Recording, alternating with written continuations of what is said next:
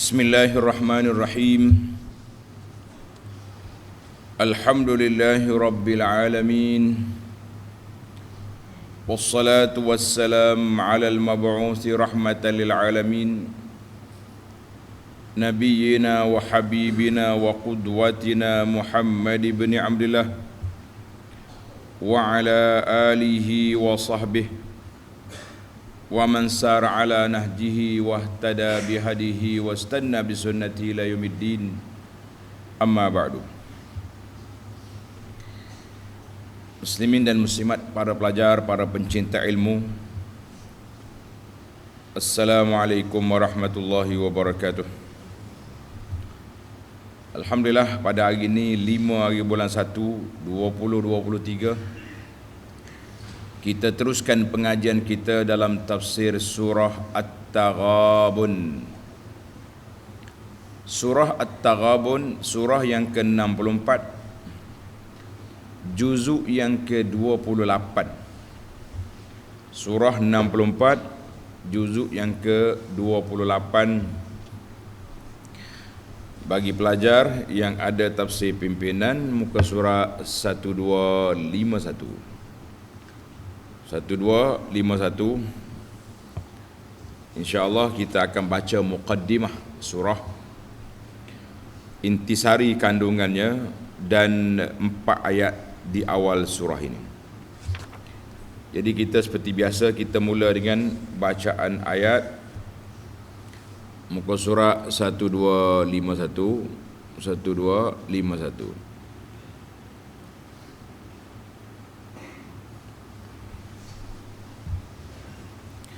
أعوذ بالله السميع العليم من الشيطان الرجيم.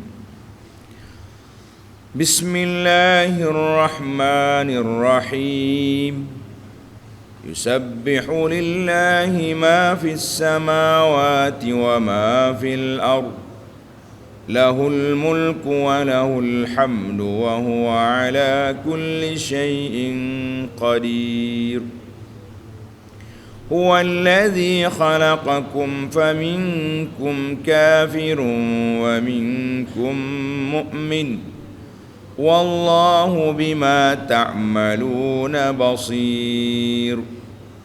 خلق السماوات والأرض بالحق وصوركم فأحسن صوركم وإليه المصير. يعلم ما في السماوات والأرض ويعلم ما تسرون وما تعلنون، والله عليم بذات الصدور.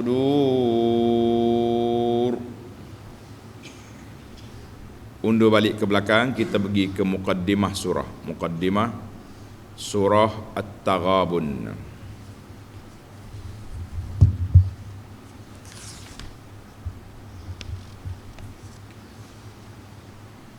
Muqaddimah mana pendahuluan ataupun pengenalan pada surah At-Taghabun ini.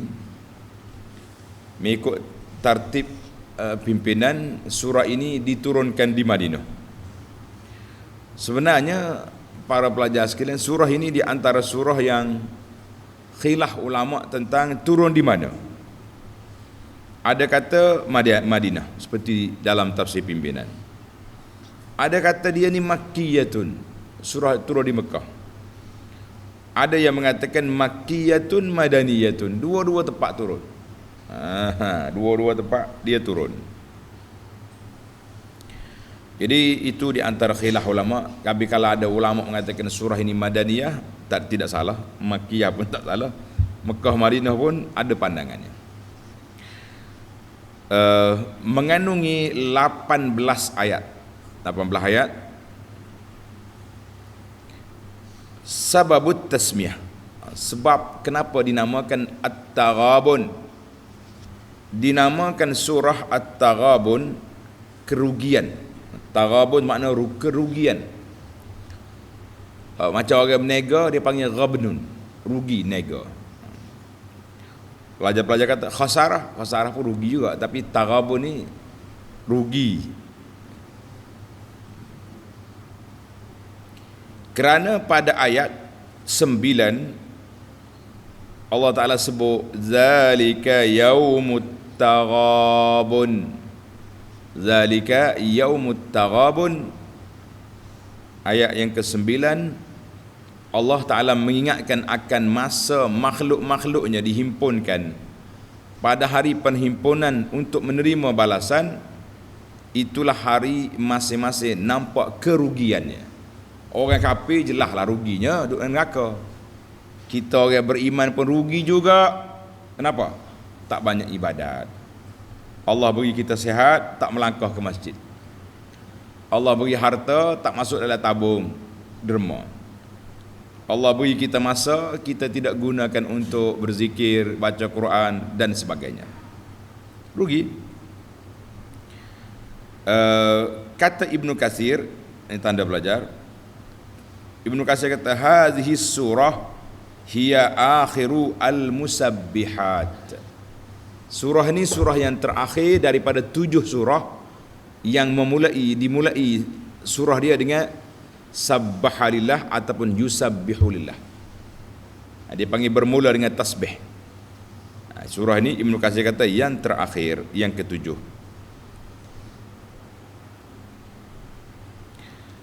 Tengok dia punya yakni dalam tafsir, dalam pimpinan.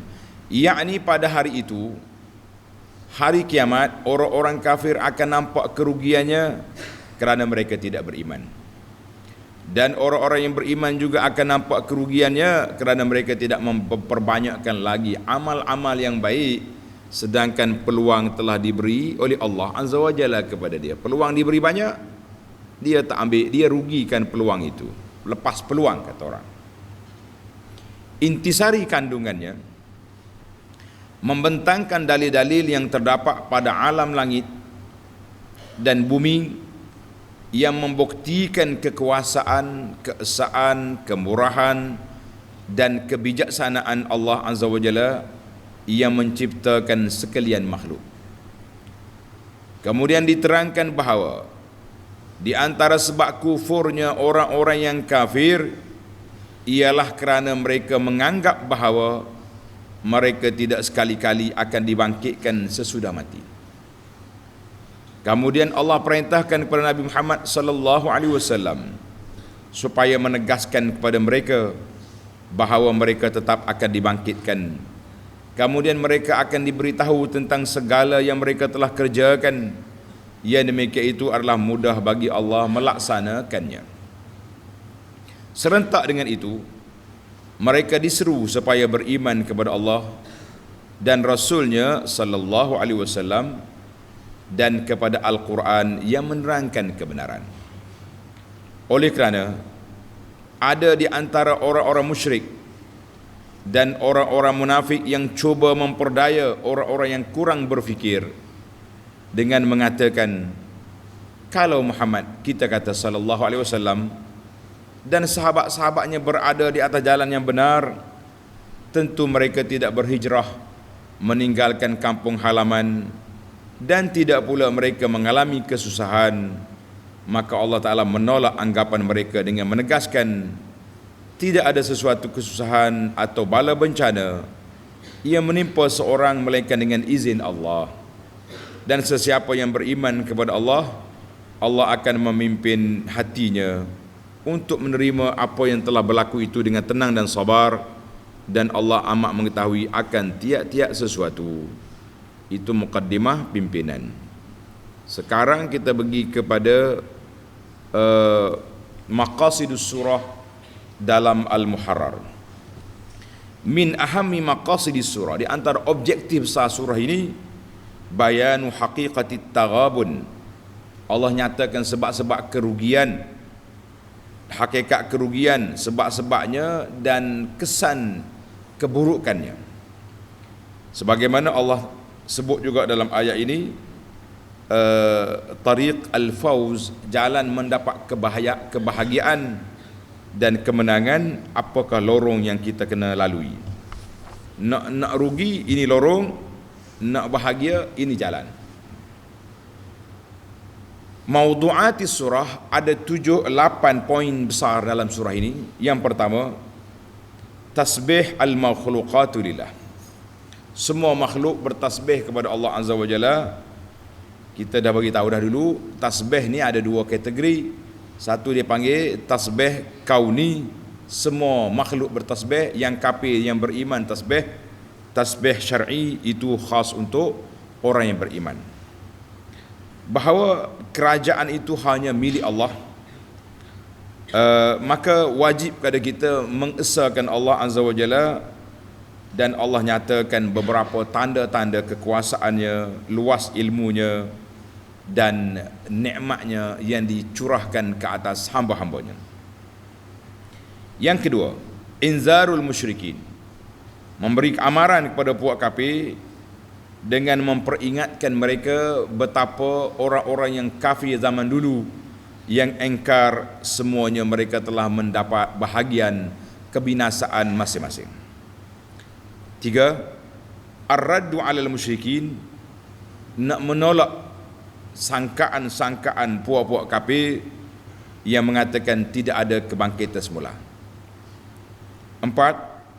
Al-muqabalah, perbandingan antara baiknya kesudahan orang mukmin di akhirat dan buruknya perjalanan orang-orang kafir di sana. 5.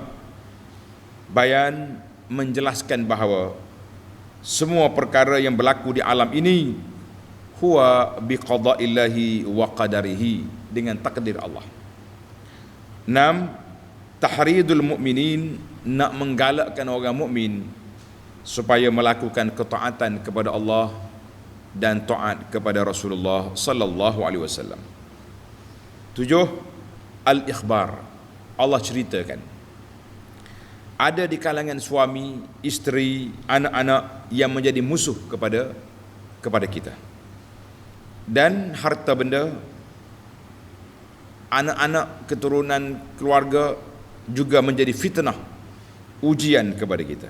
Jadi kita kena menangani dengan cara baik supaya kita dapat harmonikan suasana. Yang ke-8, al-hathu 'ala taqwa, galakkan supaya sentiasa bertakwa kepada Allah, wal infaq, dan infak fi sabilillah, pada jalan Allah. Takwa dan infak. Itu 8 isu yang Allah sebut dalam surah ini, yang kita akan ambil satu persatunya insya-Allah. Adapun munasabah ayat surah ini dengan surah Al-Munafiqun, ada beberapa perkara.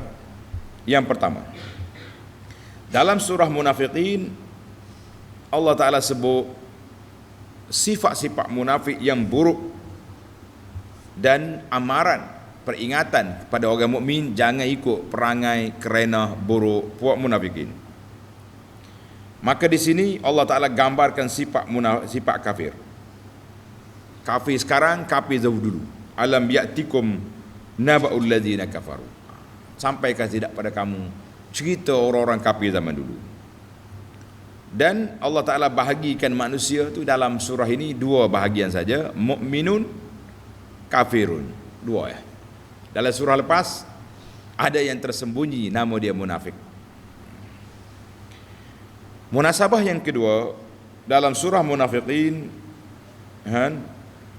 Allah Ta'ala larang daripada kita sibuk dengan anak-anak, isteri, harta benda dari mengingati Allah Azza wa Jalla. Maka dalam ayat ini Allah nyatakan bahawa ada di kalangan anak-anak, keluarga, harta benda yang jadi musuh pada kamu. Allahu Akbar. Musuh. Jadi hati-hatilah kita. Jangan sampai mereka menyekat kita daripada mengingati Allah Azza wa Jalla. Yang ketiga, dalam akhir surah Munafik, Allah Subhanahu wa taala arahkan supaya kita infak fi sabilillah. Dan dalam surah ini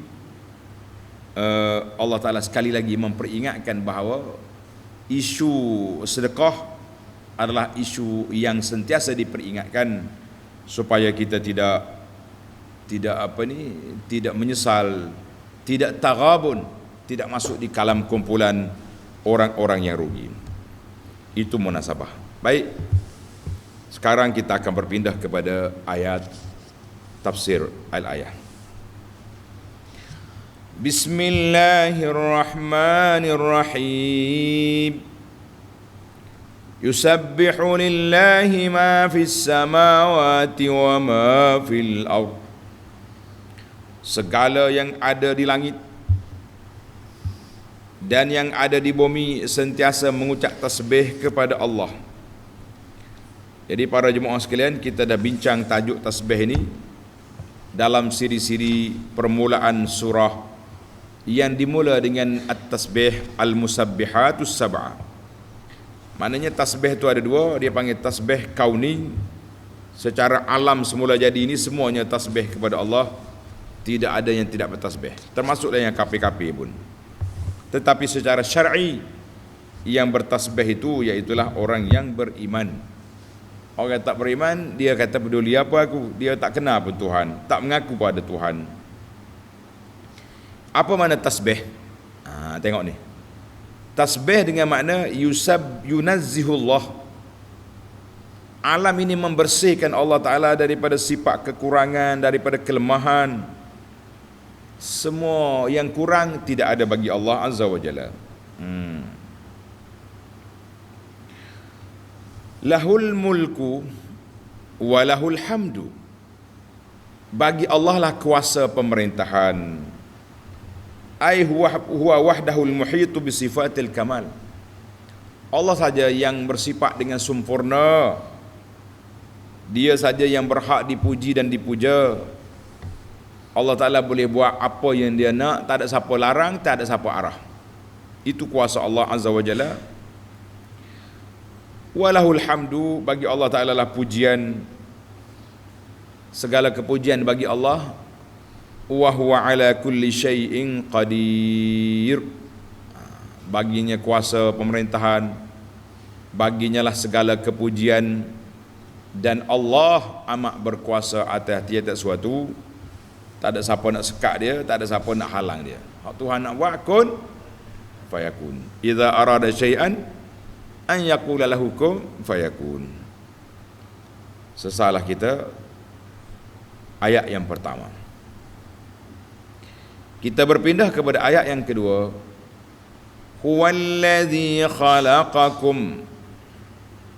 Allah yang mengaturkan kejadian kamu. Allahu Akbar. Kita ada hari ini dengan susunan daripada Allah Azza wa Jalla. Faminkum kafir. Faminkum kafirun. Dan ada sebahagian dari kamu yang kafir. Na'udzubillah. Allahu Akbar. Al-Jahid, dia tengok tanda-tanda kekuasaan Allah, tapi dia engkar, dia lawan, dia kerah kepala, tak mahu terima. Wa minkum mu'min. Dan ada di kalangan kamu yang beriman. Al-musaddiqu, yang menerima, membenarkan Allah Azza wa Jalla sebagai Tuhan yang esa, yang tunggal, tidak ada sekutu baginya. Kita kata itulah manusia.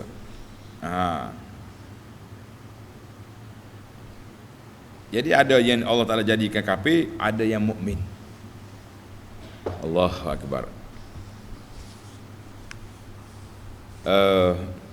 Ayat ini telah dijelaskan juga dalam surah Al-A'raf.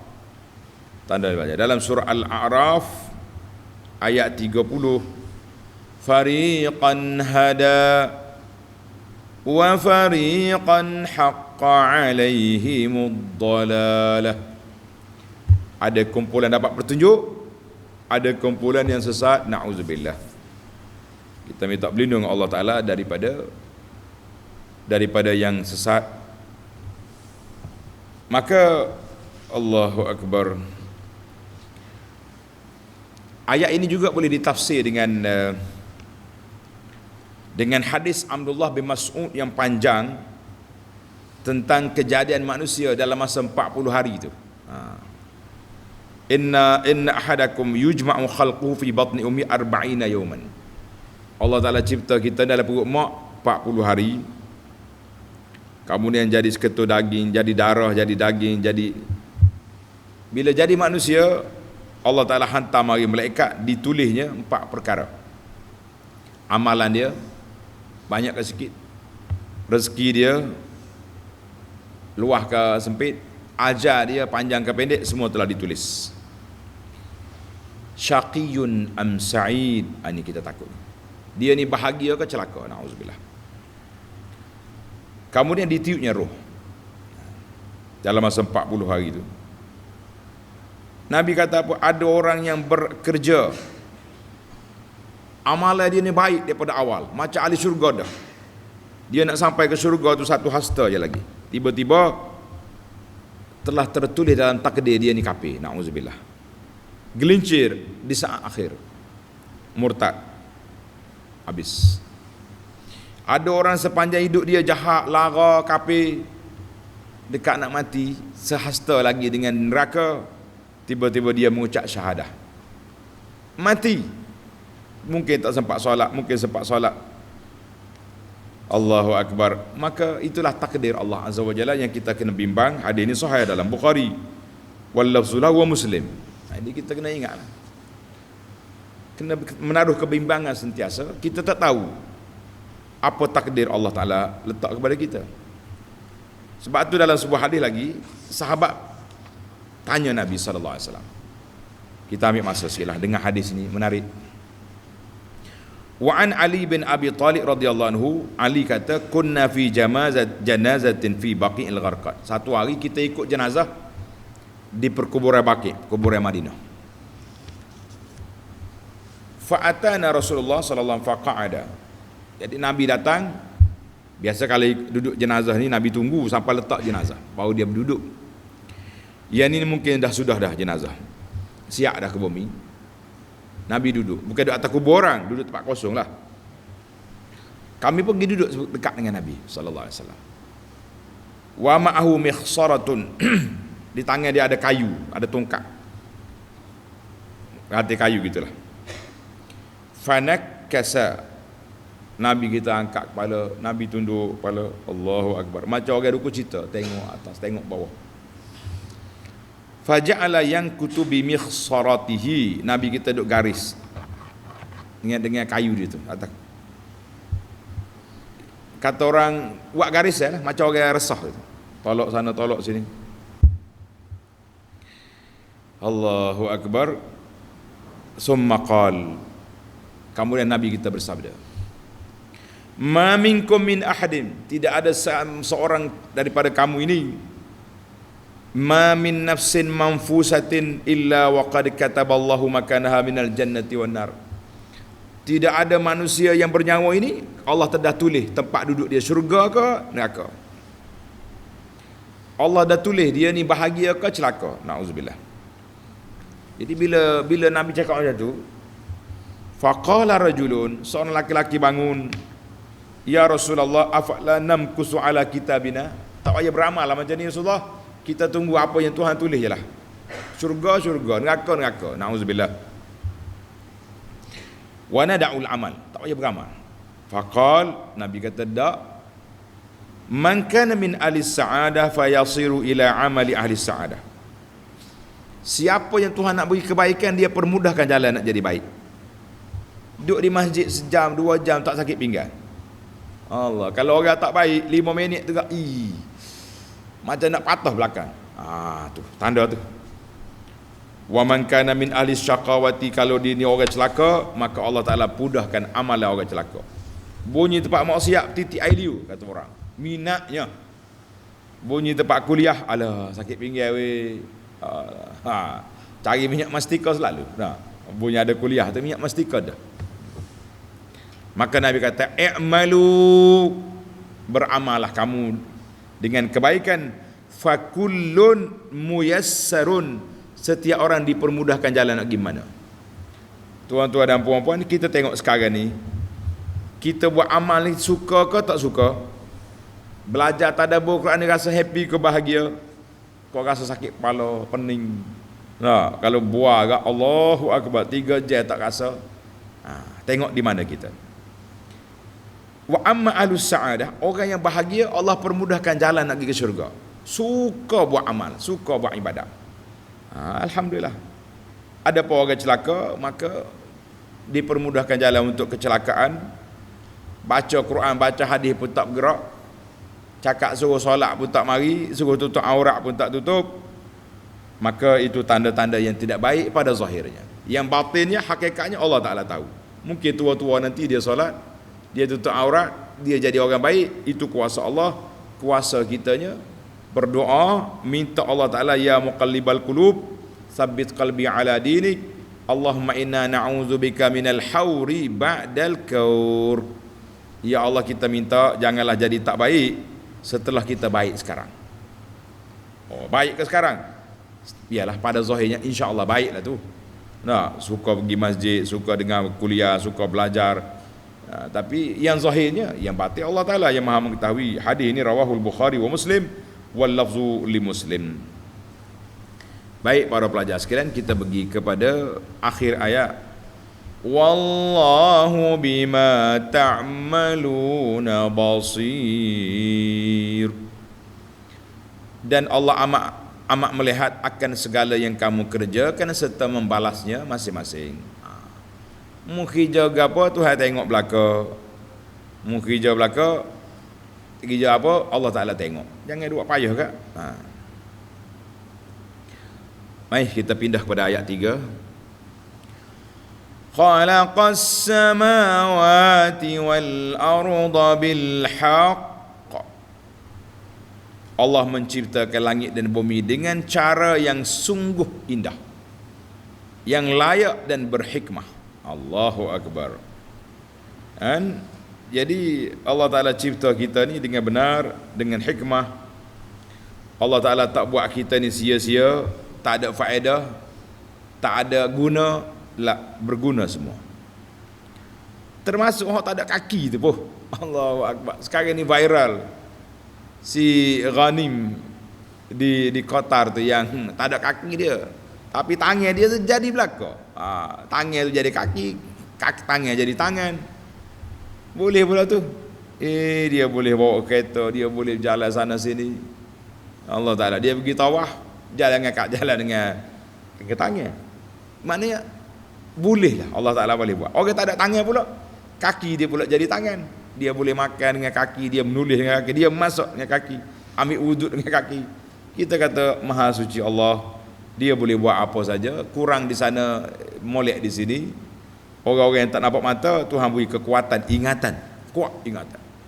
Hafal Quran, hafal hadis boleh. Kita nak nampak mata ni pula pakai duk gantung dengan mata. Mata tak cukup pakai cermin mata. Tu pun tak nampak juga Quran. Duk nampak muka buku daripada muka Quran. Ya Rabb. Allahu Akbar. Wa sawwarakum fa ahsana suwarakum. Sawwarakum, dan Allah Ta'ala yang menentukan bentuk rupa kamu. Tuhan yang ciptakan rupa kita ni comel ke ruduh, tinggi ke rendah, kepek ke mancung, bulat ke lepeh, serta memperelokkan rupa kamu. Wa ilaihil masir, dan kepadanya lah tempat kita akan kembali. Ay wa sawwarakumullah fa ahsana ashkalakum. Allah Ta'ala cipta kita, dia buat yang terbaik untuk kita, maka jadilah kamu itu dalam bentuk yang comel, manzarun bahiyun, pandangan yang indah, yang cantik. Kita ni kalau kata comel, wuduh pun, rupa wuduh, tak comel lah rupa dia tu. Nak banding dengan kambing, jalan dengan tanah, comel kita. Itu maksudnya fa ahsana suwarakum. Setiap orang itu ada comel mengikut acuan yang dikendaki oleh Allah Azza wa Jalla, bukan untuk kita. Kalau ikut kita gak nak comel belaka lah buat kita ni. Allahu Akbar. Tak comel ni pun galik-galik main Facebook, hari-hari duk post gambar dia, berasa comel lah dia tu. Tak ada orang nak ambil gambar, dia pernik sendiri, nama dia selfie. Saya bergurau, dunia hari ni dipenuhi dengan dua mazhab. Dia panggil mazhab as-selfie wal wasafi. Mula-mula dia selfie ambil gambar, lepas tu dia WhatsApp dalam grup dia. Sengih suka. Lagi orang puji, lagi kuat dia punya selfie. Baiklah. Kita pergi ayat yang keempat. Ya'lamu ma fis samawati wal ard. Allah mengetahui segala yang ada di langit dan di bumi. Tak ada benda yang tersembunyi bagi Allah. Hak tu makhluk. Wa ya'lamu ma tusirruna wa ma tu'linun. Dan Allah Ta'ala mengetahui akan segala yang kamu rahsiakan serta yang kamu zahirkan. Hak kamu rahsia, Allah tahu belaka. Yang kamu zahir, Allah Ta'ala tahu. Bagi Allah Ta'ala sama je, yang zahir, yang batin. Yang kita bercakap dengan mulut, yang kita bercakap dengan hati, semuanya di bawah ilmu Allah Azza wa Jalla. Maka supaya kita tak rasa Tuhan tahu dalam hati kita, Allah jawab lalu, wallahu alimun bizatis sudur. Dan Allah sememangnya mengetahui akan segala isi hati yang terkandung di dalam dada. Semua benda dalam hati kita tu Tuhan tahu belaka. Niat kita ikhlas ke tak ikhlas. Kalau kita beri sedekah tak tulis, ikhlas pun tak apa, Allah tahu. Ini nak tulis juga dengan penuh ikhlas. Tapi kalau wartawan tak mari ambil gambar, marah pula. Apa? Tahu dah orang nak beri suruh dengan 50,000. Tak panggil dia juru-juru gambar ni. Ada setengah orang tu pula over pula, bagi beras kapit tengok tengah ambil gambar habis kapurnya ambil. Macam-macam dunia nak kiamat ni. Jadi mana dada bukan dada saja, adalah hati. Apa yang terkandung dalam dada kita tu. Tamatlah ayat kita. Alhamdulillah para pelajar sekalian, secara tafsir secara ringkas. Nak panjang boleh, nak ringkas boleh. Kita tengok pada masa yang kita ada. Baik, kita berpindah kepada al-fawaid, mencari faedah. Al-faidatul ula, faedah yang pertama yang kita kena cari, ayat yang pertama, lahul mulku wa lahul hamdu. Yang tasbih tu kita dah banyak kali dah bincang. Yang ni kita ambil kepada lahul mulku wa lahul hamdu. Bagi Allah Ta'ala lah segala kerajaan ini dan baginya pujaan. Ulama tadabbur kata, wa inna katsiran mimman yakunu lahul mulku wal ghina. Makhluk lain kalau ada kerajaan kaya, tak semesti dia dipuji. Hari ni nak suruh kena kerja cepat, jadi orang besar.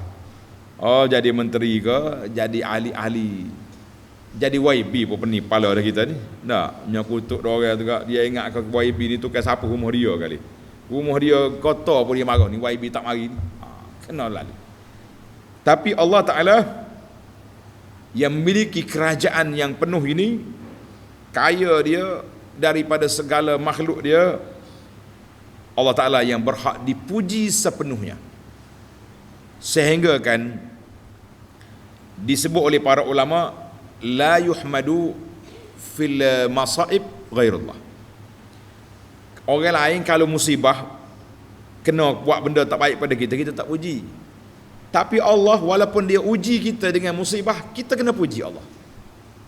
Contohnya kita diuji dengan sakit, kita kata alhamdulillah ala kulli hal. Segala puji bagi Allah dalam semua keadaan. Waktu dia beri senang pun kita puji, waktu dia uji kita dengan susah pun kita puji. Jadi Allah Ta'ala dipuji dalam semua keadaan. Tak ada keadaan yang kita tak puji dia. Allahu Akbar. Lahul mulku, bagi kerajaan lah segala kerajaan. Jadi kita kena takut kepada Allah Ta'ala sebab dia yang berkuasa. Walahul hamdu, kita kena sayang kepada Allah Ta'ala sebab dia yang terpuji. Jadi dua sifat ini mengandungi dua perkara, al-khawfu wal-hub, takut dan kita puji, kita cinta kepada Allah Azza wa Jalla. Baik, kita pergi kepada al-faidatus tsaniyah, faedah yang kedua. Huwallazi khalaqakum faminkum kafirun wa minkum mu'min. Allah yang menciptakan manusia, dia pilih sebahagiannya mukmin, sebahagiannya kafir. Yadullu ala annahu khalaqal kafira kafira. Allah yang menciptakan kafir itu jadi kafir, mukmin jadi mukmin. Ini yang disepakati oleh ulama sahabat dan juga ulama Ahlus Sunnah. Jadi Allah Ta'ala yang menciptakan semua makhluk ini, yang baiknya, yang tak baik, dibawa dicipta oleh Allah Azza wa Jalla. Cuma sebagai orang yang beriman, kita tak kata segala puji bagi Allah yang telah menyesakkan orang kafir. Tak. Itu tidak beradab, tidak beretika dengan Allah.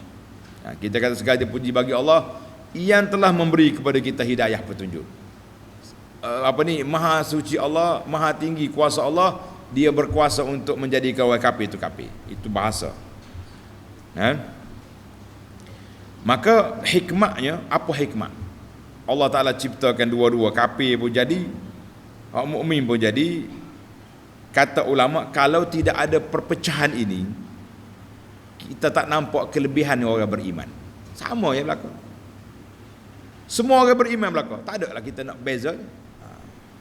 Tapi oleh kerana orang ni kafir, orang ni beriman, maka yang beriman yang terbaik. Di kalangan orang beriman ada ilmu, tak ada ilmu, yang ada ilmu lebih baik. Di kalangan orang beriman, orang yang berjihad menentang musuh dengan hak duduk relax di kampung, yang berjihad lebih baik. Yang sekarang ni jihad kita dengan senjata kitanya ni, pena, pen, alat-alat media kita ni, kita lawan. Lawan tetap lawan lah. Nak kata apa? Allahu Akbar. Manusia ni terbagi dua, ada yang baik, ada yang tak baik. Kemudian kita berpindah kepada ayat 3, wasawwarakum fa ahsana suwarakum. Allah Ta'ala ciptakan kamu, buat gambar bentuk kamu, dia yang elokkan bentuk. Design Tuhan buat comel. Timbul soalan, qad kana min afradi hadzal naw, ada di kalangan orang manusia ni tak comel, ataupun dia panggil musyawwah. Musyawwah ni cacat anggota. Potong tangan ke, terpotong kaki ke, potong kepala tak ada. Kalau potong kepala tak hidup. Nah, ada orang tak ada kaki, ada orang tak ada tangan. Habis macam mana kita kata ahsana, Allah Ta'ala buat yang terbaik. Sudah. Jawab dianya, annal husna ka ghairihi minal ma'ani.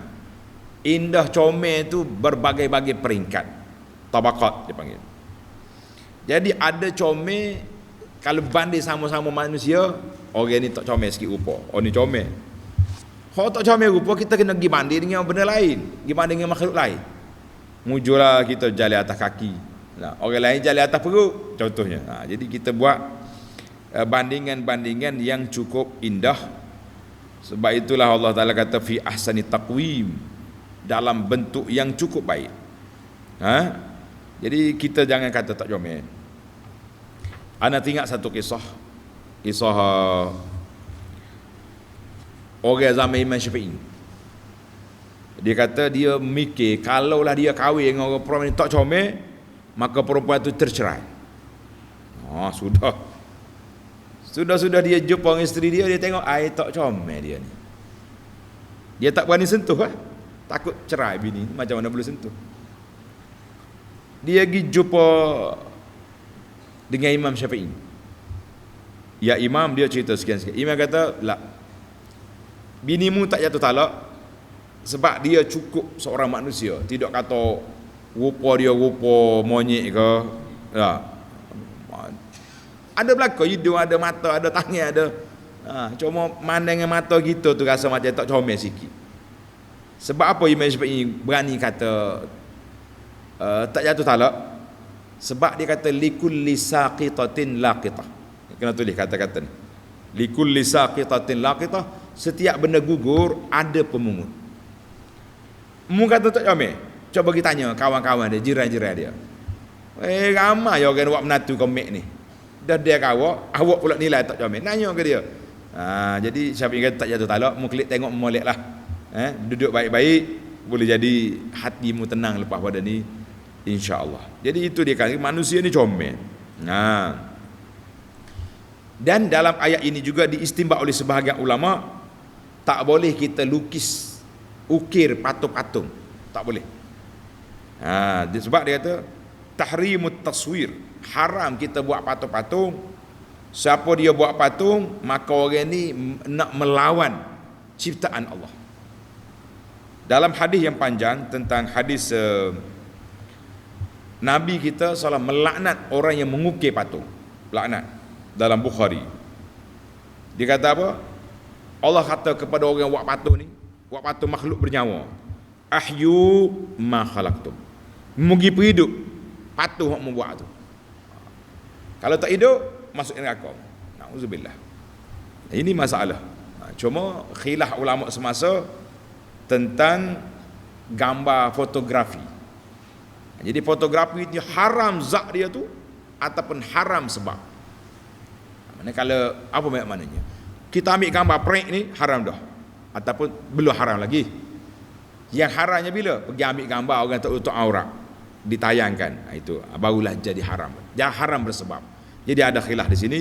Sebab itulah sebahagian ulama-ulama kita semasa yang warak-warak dia tak mau ambil gambar. Tak ada gambar dia. Orang curi ambil gambar pun kena marah.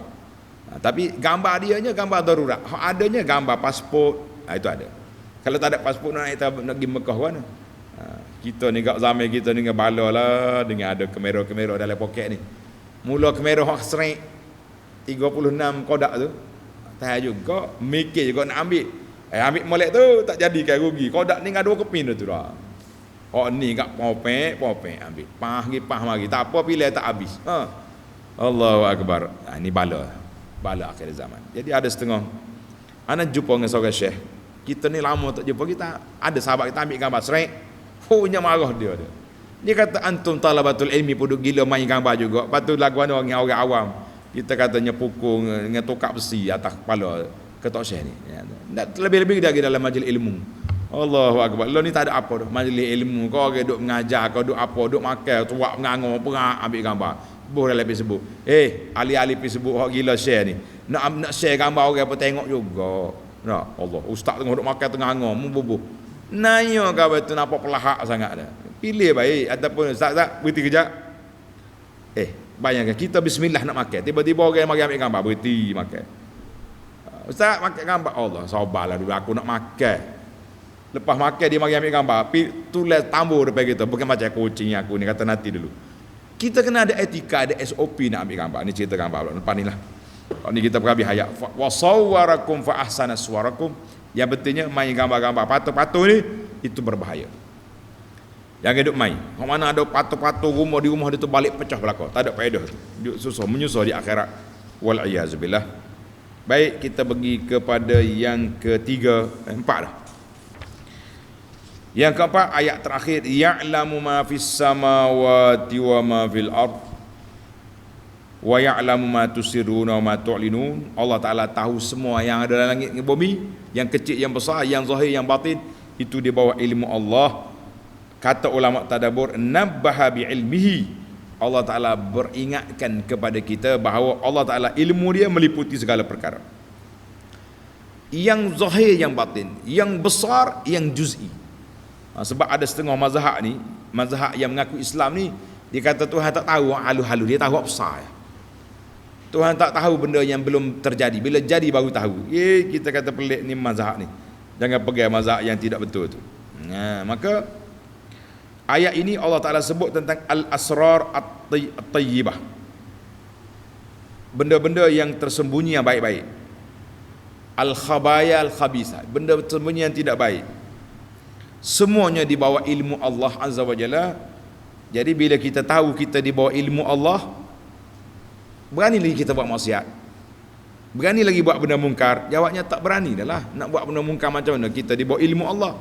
Yang kita berani ni, kita tahu macam tak tahu. Waktu nak mengumpat orang, terlupa ke Tuhan itu bersifat dengan kaunuhu sami'an. Waktu nak ambil barang orang, terlupa kaunuhu basiran, Allah Ta'ala melihat. Waktu nak mengata orang, terlupa kaunuhu sami'an, Allah Ta'ala maha mendengar. Kalau kita hayati sebati dalam jiwa kita sifat-sifat Allah ni, cukuplah. Tak payah CCTV, tak payah SPRM, tak payah penyiasat. Allah Ta'ala tu, kita duduk di bawah tahta muraqabatillah, duduk di bawah penjagaan Allah Azza wa Jalla yang cukup bagi kita sebagai handbrake daripada melakukan perkara yang tidak baik.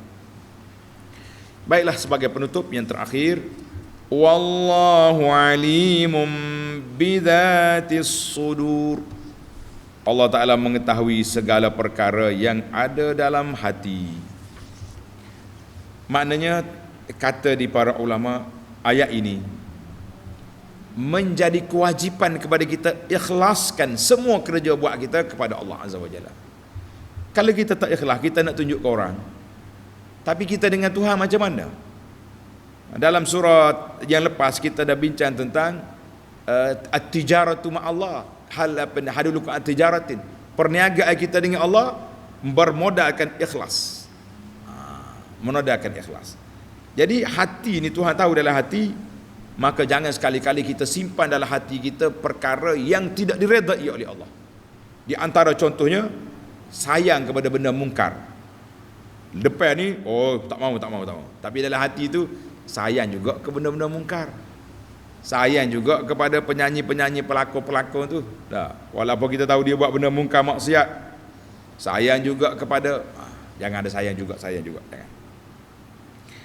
Kemudian kita kena jangan simpan dalam hati kita tu perasaan benci kepada orang beriman. Jangan mana sabah ke kita orang beriman boleh kata saya tak boleh tengok muka orang ni.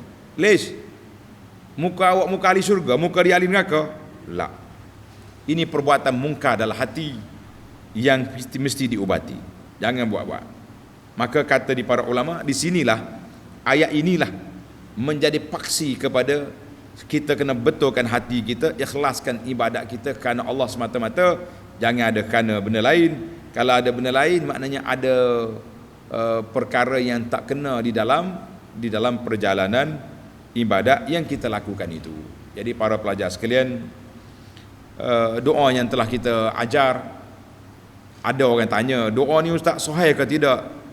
Kita pun tak jaja mengatakan inilah bacaan Nabi sallallahu alaihi wasallam, sebab sanad dia tu ulama hadis kata dhaif, lemah. Tapi bukanlah palsu. Cuma dari sudut lafaz doa itu cantik. Cuba kata Allahumma tahhir qalbi minan nifaq. Ya Allah, bersihkan hati aku ni daripada nifak, daripada sifat munafik. Wa a'mali minar riya. Ya Allah, bersihkan amalan kita daripada dimasuki oleh perasaan riya, nak tunjuk pada orang.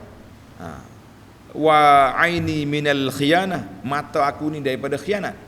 Jadi kita fokuskan bahawa kita nak hati kita ni bersih, jangan ada sifat munafik yang benci pada orang beriman, jangan ada sifat riya, jangan ada sifat takabur, jangan ada sifat-sifat yang tidak baik. Jadi para jemaah sekalian, itulah yang sepatutnya kita ada dalam kehidupan kita sehari dua ni, supaya kita jaga hati kita, kita bersihkan ibadat kita. Jadi doa ni baik, elok kita baca. Kalau nak sandar kepada Nabi sallallahu alaihi wasallam, jawab dia hadis itu dhaif. Wallahu alam. Insya-Allah kita akan sambung dalam siri yang akan datang, bermula ayat 5 sehingga ayat 8. Subhanakallahumma wa bihamdika asyhadu an la ilaha illa anta astaghfiruka wa atubu ilaik. Wa sallallahu ala nabiyyina Muhammadin wa ala alihi wa sahbihi ajma'in walhamdulillahi rabbil alamin.